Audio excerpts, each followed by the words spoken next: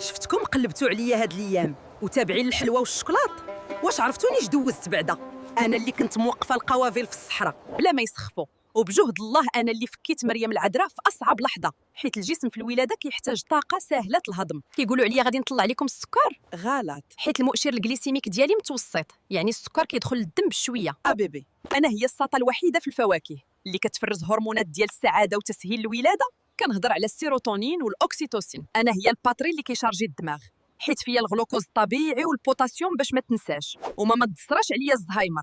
انا ديتوكس حقيقي، كنقي لك الكبده من التخربيق وكنرخي لك الاعصاب بالمغنيسيوم باش تولي حنينه الزين. نصيحه من عند لاله التمره الشهبه، كولوني باعداد فرديه بحال السنه النبويه، وحده ولا 3 ولا 5 باش السكر يتحول لطاقه ماشي لشحمه. تهلاو في صحتكم وكولوا التمر يا الزمر، وانتم كتبقاو حتى لرمضان عاد كتزوجوني بالحريره. ويلا كيعجبكم بحال هذا المحتوى شوفوا الحلقه ديال مدام قرقاعه ولا لا التومه، وقولوا لي شكون بغيتوا في الحلقه الجايه.